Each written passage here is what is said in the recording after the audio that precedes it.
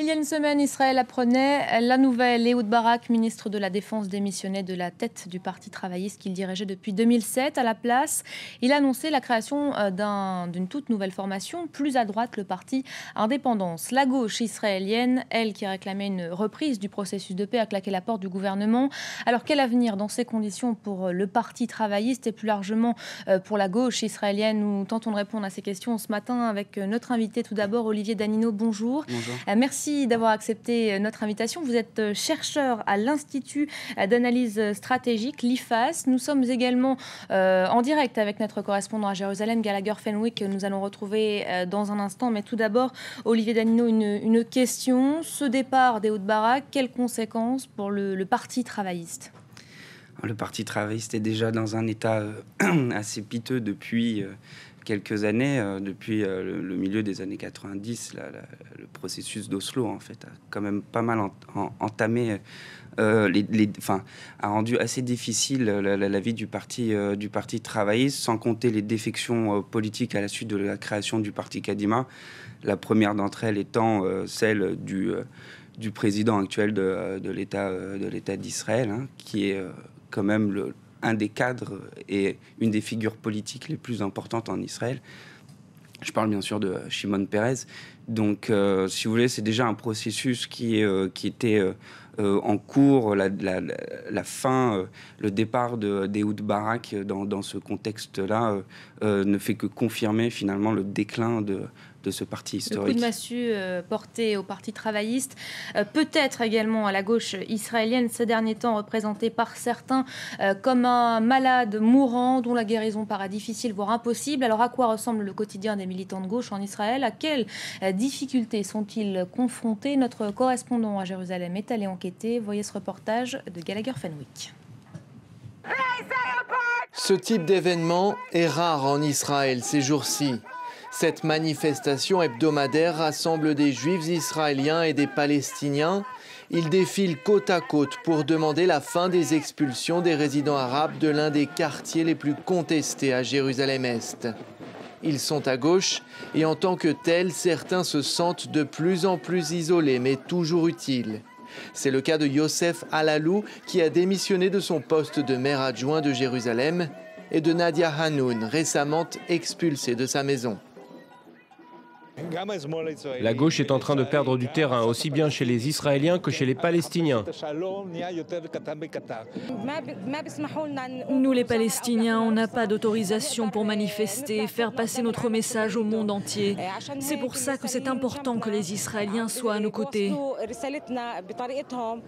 Certains des jeunes manifestants admettent que ça n'est pas facile d'être de gauche en Israël aujourd'hui, mais ils sont persuadés que leurs idées finiront par l'emporter.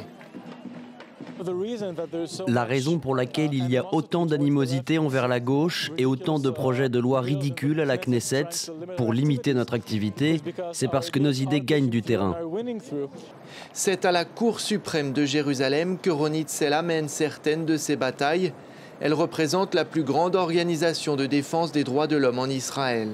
Elle se bat contre des projets de loi qu'elle juge antidémocratiques et qui visent des organisations comme la sienne. C'est devenu bien plus difficile pour les organisations des droits de l'homme et les autres ONG de faire entendre leur voix. Malheureusement, la Knesset actuelle prouve que la démocratie et les droits de l'homme ne sont pas des acquis dans ce pays. Dans la Knesset actuelle, le contraste est saisissant entre une gauche isolée et une droite qui sait se faire entendre. Daniel Ben-Simon du Parti travailliste est parmi ceux qui pensent que la reprise des pourparlers de paix est essentielle pour le futur d'Israël. Une idée, entre autres, qu'il a du mal à faire passer dans un climat parlementaire très à droite.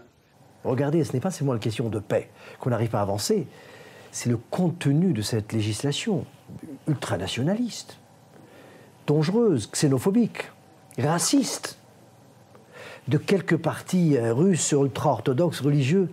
Ce n'est pas Israël.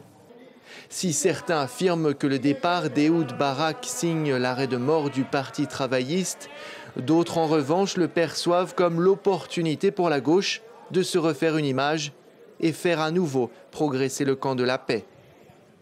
Et je me tourne justement vers vous, Gallagher Fenwick. Bonjour, vous êtes notre correspondant en Israël, vous travaillez sur le terrain, vous avez parlé avec des hommes politiques de gauche, des militants de gauche. Quel est le sentiment qui en ressort? Ont-ils le sentiment d'appartenir à une espèce de voie de disparition?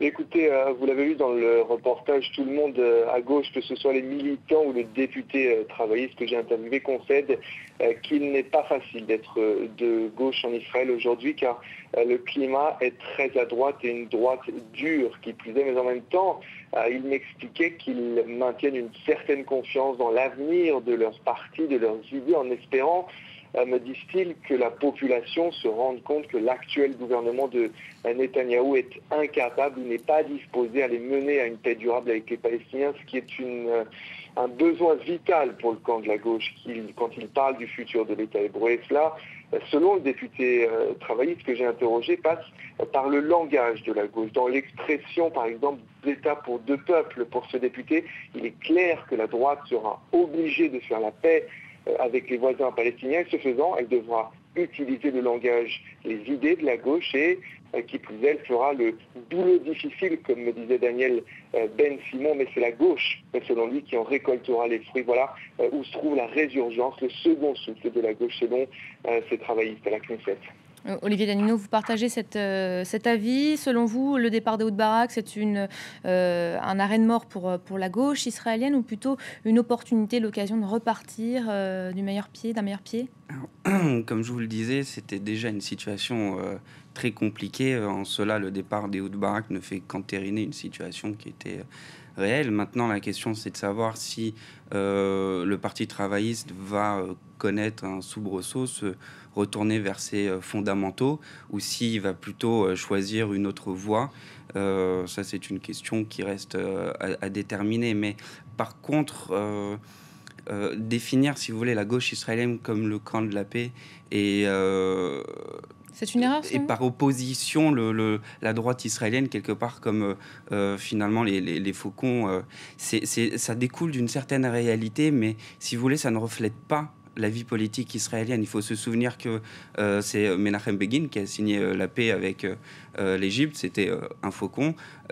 Yitzhak Rabin qui a signé les accords d'Oslo au moment où il était élu était considéré comme un faucon, même s'il était de gauche. Si vous voulez, il y a un tas d'exemples qui tend à nuancer les choses. Donc la suite peut venir, par exemple, de Kadima, où Ehud Olmert est allé très très loin dans les négociations avec les Palestiniens. Il n'avait juste pas de légitimité politique pour le faire. Justement, selon vous, quel avenir pour le processus de paix? Alors justement, c'est la deuxième inconnue dans ce contexte-là. Je pense que de toute façon, le départ d'Ehud Barak du Parti travailliste ne change en rien à court terme la politique du gouvernement Netanyahou. La politique restera la même, les opinions d'Ehud Barak restent les mêmes. C'est quand même la première personnalité politique, le premier ministre israélien à avoir négocié sur Jérusalem et avoir proposé le partage de Jérusalem. En cela, il se distingue totalement de Netanyahou. Mais pour un tout tas d'autres questions, il se rapproche assez bien de Netanyahou. Donc, en cela, si vous voulez, ça ne change pas à long terme. Ça sera sur les prochaines élections, je pense que ça va se jouer. Je vous remercie d'avoir accepté notre invitation. C'est la fin de ce Focus du jour. Restez avec nous. D'autres infos à suivre tout de suite sur France 24.